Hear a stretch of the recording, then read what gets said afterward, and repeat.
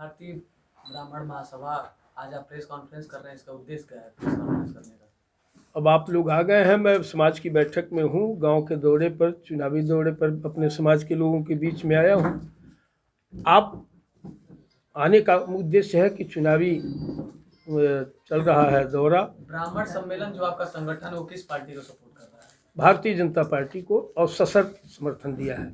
Bharatiya Janata party से ब्राह्मण सम्मेलन कुछ सम्मेलन रुष्ट था, चुनाव आते ही भारतीय जनता पार्टी की तरफ रुझान कैसे बढ़ा? बहुत सही आपका उत्तर रहा है।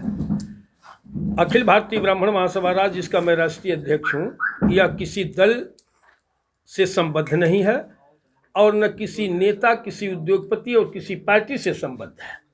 ये एक स्वतंत्र संस्था है। ब्राह्मण हित रक्षार्थ इस संगठन का कार्य है, जो पूरी दुनिया जान रही है। इस चुनाव में समाज को बांटने और बरगलाने के लिए तमाम अवतरित हुए हैं। समाज को सावधान करने के लिए और मारीची रूपधारी ब्राह्मण प्रेमियों से बचाने के लिए अखिल भारतीय ब्राह्मण महासभा रा 138 विप्र संगठनों की एक आवाज बना करके अपनी शर्तों के आधार पर भारतीय जनता पार्टी को समर्थन देने का कार्य किया है। कौन कौन से उसको लेके, पॉइंट को लेके आप भारतीय जनता पार्टी को सपोर्ट कर रहे हैं? अपने ब्राह्मण भाइयों के लिए क्या उद्देश्य है? सरकार बनेगी तो भारतीय जनता पार्टी क्या करेगी? हमारी शर्तें ये हैं, पहला चीज कि हर सरकारी सुविधाओं से ब्राह्मण वंचित है। पिछली भी सरकारों में भी, इसमें इस सरकारों में भी सिर्फ ब्राह्मण वोट के लिए है। इससे बचाने के लिए हम 15 सूत्री मांग पत्र, जैसे जिसमें पहला यह है कि दलित आयोग, पिछड़ा आयोग, अल्पसंख्यक आयोग, महिला आयोग, तमाम आयोग जो बने हैं उसको न्याय दिलाने के लिए, तो ब्राह्मणों के लिए कुछ नहीं है। ऐसे में सवर्ण आयोग पीड़ित, कमजोर, गरीब सवर्णों के लिए कोई उचित स्थान नहीं जहां वो अपनी बात कह सके। तो इसके लिए अन्य आयोगों की तरह सवर्ण आयोग का गठन किया जाए। संस्कृत शिक्षा जो एकदम विलुप्त होती जा रही है, सारी भाषाओं की जननी है, उसको प्रोत्साहित किया जाए। EWS में 5 वर्ष की आयु सीमा में छूट दिया जाए। वो संघर्ष हम लोगों ने किया था मध्य प्रदेश में, किसी तरह से 10% आरक्षण सब गरीब सवर्णों को भी प्राप्त हुआ था। इस तरह से 15 सूत्री मांग पत्र हमारी है। बेवजह ब्राह्मणों की प्रताड़ना, उत्पीड़न रोका जाए। भगवान परशुराम के अवतरण दिवस की जो छुट्टी थी उसको बहाल किया जाए। भगवान परशुराम के जन्मस्थली जलालाबाद, शाहजहांपुर में, उसको विकसित किया जाए। इस तरह से करके 15 सूत्री मांग पत्र है, जिसमें 2 मांग इन्होंने चुनाव के ही दौरान में भारतीय जनता पार्टी ने घोषित किया। आपका कहना है कि भाजपा को आपने सपोर्ट क्यों किया, तो सभी दलों को वो मांग पत्र दिया गया था। सिर्फ भाजपा ही ऐसी मांगे अध्यक्ष जी जो जिन 2 मांगों को भारतीय जनता पार्टी मुख्यमंत्री ने माना है? एक तो पुरोहित कल्याण बोर्ड, जिसका कोई ऑथेंटिक आधिकारिक माननीय मुख्यमंत्री जी चैनल पर, टीवी के सामने, मीडिया के सामने घोषित कर दिया है। मैंने भी उस खबर को देखा था। उन्होंने ये कहा था कि हमारी सरकार बनेगी तो हम विचार करेंगे। नहीं, वही तो नहीं, विचार नहीं करेंगे, गठित करेंगे, ये कहा था, विचार नहीं। उन्होंने उस मुख्यमंत्री के उस पीसी का मेरे पास फुटेज है। उन्होंने कहा था कि हमारी अगर सरकार बनती है तो हम उस पर विचार करेंगे। अभी परसों मैं साथ बैठा था, उनका यही था कि मैं सरकार बनने के बाद मैं 2 मांग पूरा करूंगा, 2 मांगों को जो घोषित किया हूं करूंगा। हमने कहा शेष 13 का, उनका कहना कि उन्होंने शेष 13 के लिए मैं विचार करूंगा और प्राथमिकता के आधार पर और मांगों को भी हम पूरा करेंगे। इस समय अधिसूचना चल रही है, अधिसूचना में वो ये थोड़े ही करेंगे मैं ये कर दूंगा, वो प्रलोभन में आ जाएगा। लेकिन कम से कम 2 नाम लिया तो आपने तो अभी कहा कि मुख्यमंत्री ने 2 मांगों को पूरा किया, पूरा ही कर दिया। अगर मीडिया के सामने अगर ये कहते हैं तो मैं अब ये ऐसे तो देश के मुख्यमंत्री और प्रधानमंत्री तमाम सारे वादे करते हैं। 2014 का लोकसभा चुनाव आपको याद होगा, यहीं पे प्रधानमंत्री ने मंच के माध्यम से ये वादा करके गया था कि अगर हमारी सरकार बनती है तो 100 दिनों के अंदर ये पटरौना की शुगर फैक्ट्री बहाल हो जाएगी। आज लगभग दूसरा शासनकाल है उनका, अभी तक नहीं बनी। तो आप कैसे ये मान ले रहे हैं कि हमारी मांगे पूरी हो जाएगी? मेरा मानना है, ये आम जनमानस जानता है कि सबका साथ, सबका विश्वास और सबका विकास के तहत भारतीय जनता पार्टी ने जितना वादा किया, चाहे 370 की धारा की समाप्ति की बात हो या जितना भी रहा हो, पूरा किया। अब जैसे हम 50 वादा किए, 2 वादा नहीं किए, तो केवल माइनस न देखिए, प्लस भी देखा जाए कि अगर 100 में 98 हम पूरा करते हैं, 2-4 छूट जाता है, तो हम छूटे हुए को मत रखें ना, और भी देखें कि उसने पूरा क्या किया है।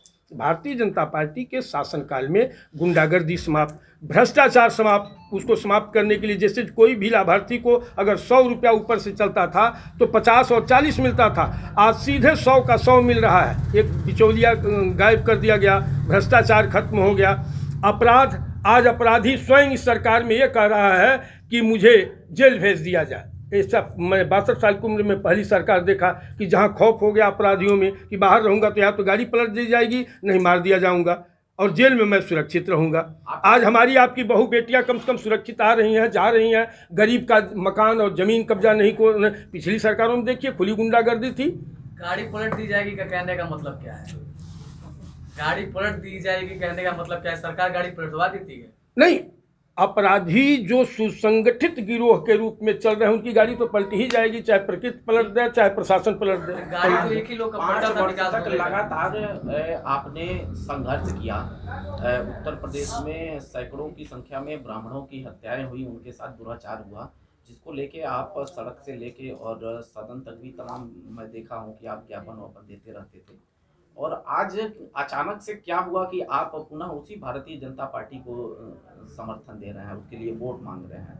देखिए, लोकतंत्र का पर्व है और विरोध हम प्रजा राजा से लड़ती है, घर के लोग गार्जियन से लड़ते हैं।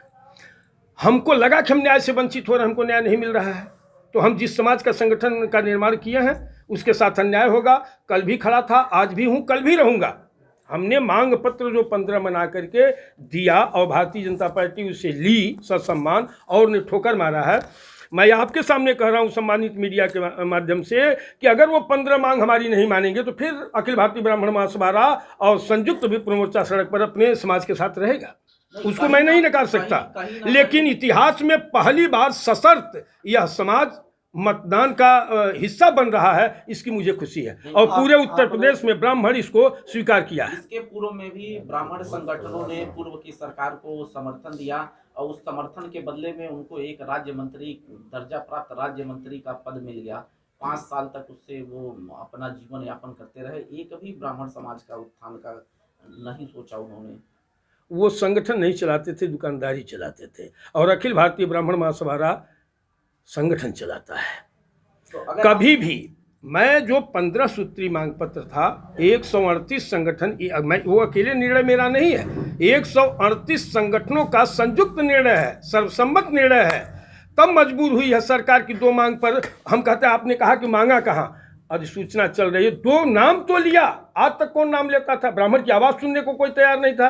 पूरे प्रदेश में एक भारतीय जनता पार्टी के खिलाफ एक माहौल चला था कि ब्राह्मण इस सरकार से नाराज है, तो कहीं उस दबाव में तो नहीं आपकी उस मांगों को मान लिया गया? दबाव और लोभ में राजेंद्र नाथ त्रिपाठी और उनके संगठन के लोग काम कभी न किए हैं, न आने वाले दिनों में भी करेंगे। मुझे तो खुशी है कि मेरे आह्वान पर इतने संयुक्त विप्र मोर्चा मुझ पर भरोसा किया। इसका मतलब मेरा कार्य और मेरे लोगों का कार्य, संगठन का कार्य पूर्ण रूपेण पारदर्शी है, इसलिए लोग भरोसा किए। और उस आह्वान का सहारनपुर से लेकर के आपके कुशीनगर में आया हूँ। आज 6 तारीख से दौरा कर रहा हूँ। हर जगह बड़े प्रसन्नता के साथ, हर्षोल्लास के साथ हमारा समाज उस निर्णय का स्वागत करके उसका अनुपालन हर गाँवों में ब्राह्मण दिखा रहा है। इस समय जो पिछली 5 साल बीती है, इसमें कानून व्यवस्था पूर्ण रूप से ध्वस्त रहा है, फिर भी आपका संगठन पूरा समर्थन दे रहा है, तो इस पर क्या विचार किया आपने? कानून व्यवस्था किस रूप में चलेगी? देखिए, ब्राह्मण के लिए तो किसी सरकार में जैसे हम असंतुष्ट हुए, क्यों हुए? ब्राह्मण के लिए तो कोई हितकारी नहीं रहा। तो जहां नहीं रहा या जहां हम न्याय से वंचित रहे, जहां हमारे समाज को लोग दुखी रहे, प्रताड़ित रहे, वहां तो मैं समाज के साथ रहा, लड़ाई लड़ा, आगे भी लड़ता रहूंगा। लेकिन इससे पीछे वाली सरकार, भारतीय जनता पार्टी से पीछे वाली सरकार में क्या हुआ? वहाँ फूल बरसते थे, वहाँ तो खुलेआम गुंडागर्दी होती थी सड़कों पर, थाना कब्जा, तहसील कब्जा, कब किसका मकान कब्जा हो जाएगा, कब कौन मार दिया जाएगा सरेआम चौराहे पर। यहाँ तो है कि अमन चैन है लोगों में। एक व्यक्ति एक कहीं से प्रताड़ित हुआ। भारतीय जनता पार्टी की सरकार में जहाँ भी अन्याय हुआ है, चाहे ब्राह्मण के साथ हो या हमारा अनुसांगिक संगठन है मानव सेवा प्रकल्प, जो गैर ब्राह्मण के भी लोग पदाधिकारी हैं, उनके भी साथ रहा हो। हमारे संगठन के जांबाज कार्यकर्ता और पदाधिकारी खूब लड़ाई लड़े हैं और आगे भी लड़ेंगे, मैं भरोसा दिलाता हूँ। आज 5 सालों में जो भारतीय जनता पार्टी को आप समर्थन दे रहे हैं, इसने ब्राह्मण के लिए क्या क्या किया है? किसके लिए? ब्राह्मण के लिए आज के 5 साल में जो भारतीय जनता पार्टी को आप समर्थन दे रहे हैं, भारतीय जनता पार्टी ने ब्राह्मण के लिए क्या क्या किया है? देखिए, ब्राह्मण के हित के लिए तो किसी ने कुछ नहीं किया, पहली चीज। लेकिन ब्राह्मण ही एक ऐसा समाज है, वर्ग है, जिसे राष्ट्र और समाज और धर्म और हिंदुत्व की चिंता होती है।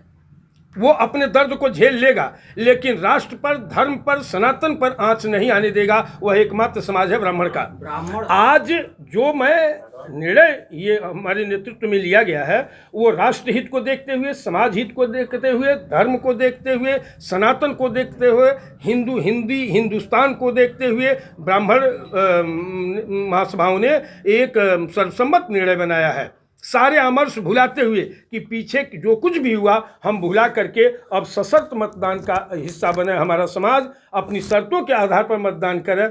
नई व्यवस्था, जाति के आधार पर, वर्ग के आधार पर सरकारी सुविधा अगर दी जा रही है तो ब्राह्मण भी चाहेगा। हम तो बाद में, हमारे लिए कहाँ व्यवस्था है? आखिर में यह वर्ग कहाँ जाएगा? जो राष्ट्र और समाज के लिए चिंतित है, कुर्बानी दे रहा है, उस वर्ग को आप उपेक्षित करेंगे, तिरस्कृत करेंगे, तो वो भी तो वर्ग है ना।